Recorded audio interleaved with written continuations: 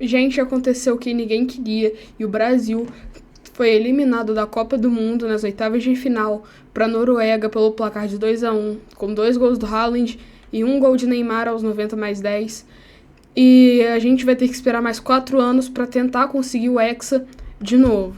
Eu sei que muita gente não queria que esse vídeo estivesse saindo, né? Todo mundo queria que o Brasil fosse Hexa campeão, mas nesse vídeo eu vou tentar explicar como foi o jogo, os erros que teve, o pênalti perdido pelo Bruno Guimarães e quem eu acharia que tinha que ter cobrado aquele pênalti. Não vou falar muito da partida, vou falar mais sobre o que eu tô sentindo e que muitos brasileiros estão sentindo, né? E o que a gente pode tentar mudar nesse próximo ciclo pra gente chegar na Copa de 2030 mais confiantes e com mais chances de conseguir o tão sonhado hexacampeonato, né? Agora eu vou falar sobre os times titulares da seleção brasileira e a seleção norueguesa. Lembrando que para esse jogo a gente estava com um desfalque, o Paquetá, que sofreu uma lesão e provavelmente estaria de fora de todo o restante da Copa, o que se confirmou hoje. E no lugar dele, o Ancelotti decidiu colocar o Martinelli. Então o Brasil foi com o Alisson no gol, Danilo, Marquinhos, Gabriel Magalhães, Douglas Santos, Ryan, Bruno Guimarães, Casemiro, Martinelli, Matheus Cunha e Vinícius Júnior, enquanto a Noruega havia com Nyland no gol. O goleiro catou tudo, de novo, igual foi nas últimas 2 eliminações do Brasil, igual foi com o Livakovic na última Copa, igual foi o Courtois em 2018, o goleiro do time adversário pegou tudo na partida. Ryerson, que era dúvida para a partida, mas que conseguiu se recuperar a tempo. Ajer, Leisecker, Wolf, Odegaard, Berg, Sorloth, Haaland e o Nusa na ponta esquerda. O Brasil, lembrando também que nunca tinha vencido a Noruega na história, até mesmo em Copas do Mundo, só tinha empatado 2 vezes e perdeu 2 vezes, mas agora falando sobre a partida, eu não vou falar muito sobre o que aconteceu no primeiro tempo, no segundo tempo, eu só queria falar sobre o primeiro tempo, que a covardia do Vinícius Júnior. O Brasil sofreu um pênalti dentro da área, sofrido pelo Matheus Cunha, e na hora de decidir quem foi para a cobrança foi o Bruno Guimarães, volante que eu não me lembro de ter batido nenhum pênalti pela seleção brasileira e também eu não lembro de ele ser o cobrador oficial do Newcastle. E aí você vai lá para a seleção portuguesa. Quem é o cobrador da seleção portuguesa? Cristiano Ronaldo, protagonista do time. Argentina, Messi, protagonista do time. Noruega, Haaland, protagonista do time. Mbappé, França, protagonista do time. E aqui no Brasil, o nosso protagonista do time, o Vinícius Júnior, não teve coragem de pegar o pênalti para bater.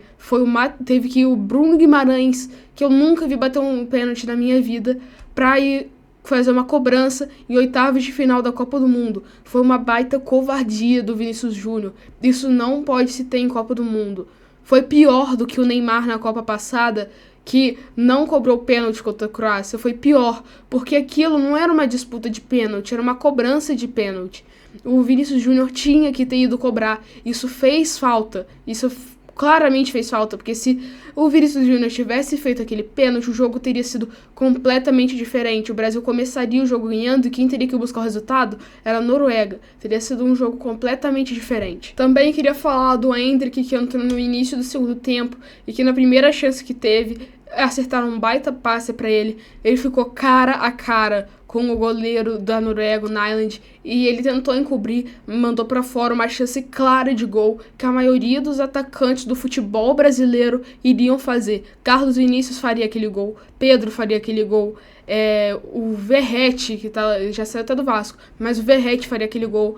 Eu sei que o Endrick é novo, mas pô, cara, o atacante de Real Madrid não pode perder esse tipo de gol, não pode. Também queria lembrar, né, que agora com essa eliminação do Brasil, ela consegue bater, né, o recorde de maior jejum da seleção brasileira em Copas do Mundo também, mais um recorde negativo para a história da nossa seleção brasileira, né. Também uma coisa importante se falar, né, que sei lá qual a vez que a gente perde para uma seleção europeia em Copas do Mundo, né, 2022 a gente perdeu para a Croácia, 2018 para a Bélgica, 2014 para a Alemanha, 2010 para a Holanda e 2006 para a França, né.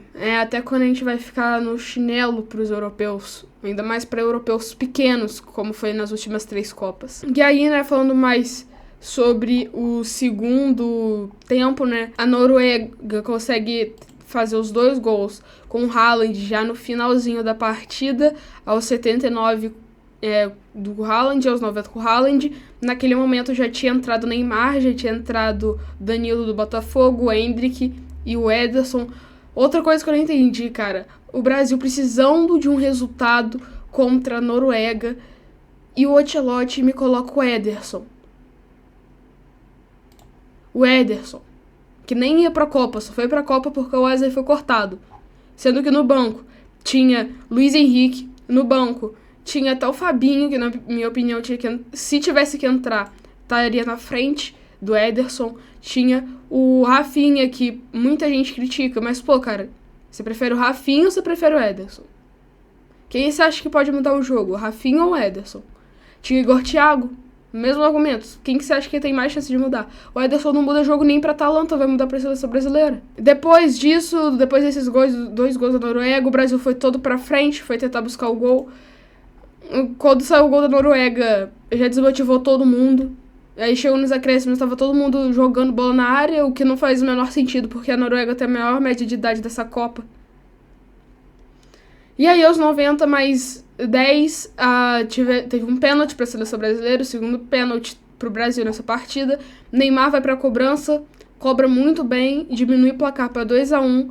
E aí, o Brasil teve mais um lance para tentar fazer alguma coisa, e o Casemiro, sei lá o que o Casemiro faz, e o jogo termina em 2-1 para a Noruega. Eu dei uma baita resumo, tirei um monte de coisa do resumo do jogo, não falei das estatísticas, né, mas não sei o que falar também. As estatísticas do jogo: gols esperados, 2,75 para o Brasil contra 0,84 da Noruega. 33% de posse de bola para o Brasil contra 67% da Noruega. Finalizações, 14-9 para o Brasil. Finalizações no gol, 5-4 para o Brasil, o que mostra que o Brasil teve muitas finalizações, mas teve muitas poucas no gol, né? Chances claras, 5-3 para o Brasil, 5-5 em escanteios. Estatísticas bem equilibradas, mas a Noruega foi mais letal do que a seleção brasileira. E é isso, gente, né? É mais um sonho adiado por mais 4 anos, e a segunda Copa que eu vejo entendendo de alguma coisa, né, com a seleção brasileira. Em 2018 ainda era muito pequeno, não entendia. Mas já é a segunda Copa que o Brasil comete vexames contra seleções europeias envolvendo pênaltis, né? Isso é uma coisa boa para se estudar para as próximas Copas, para ver se treina mais os pênaltis. Mas agora eu queria falar uma coisa, né? Os culpados desse vexame da seleção brasileira. Primeiro, eu acho que não foi um culpadaço, mas eu acho que o Vinícius Júnior não ter batido aquele pênalti foi pura covardia. E eu já falei mais no início do vídeo, mas aqui o Vinícius Júnior tinha que ter batido aquele pênalti. Mas agora é sério. O principal culpado, o ex-presidente da CBF, eu acho que... Deixa eu até conferir o nome aqui certo. Ex-presidente da CBF.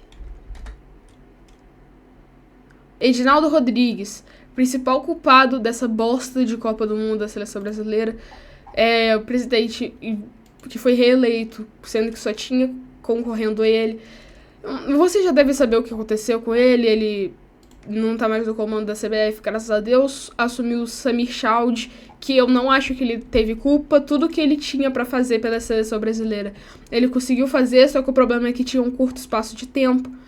E aí, outra coisa. 4 técnicos. 4 técnicos foi o número de técnicos que o Brasil teve durante esse ciclo. 4 anos, 4 técnicos. Ramon Menezes, 2023. Fernando Diniz, 2023 também. Dorival Júnior, 2024 e 2025. E Ancelotti, 2025 e 2026.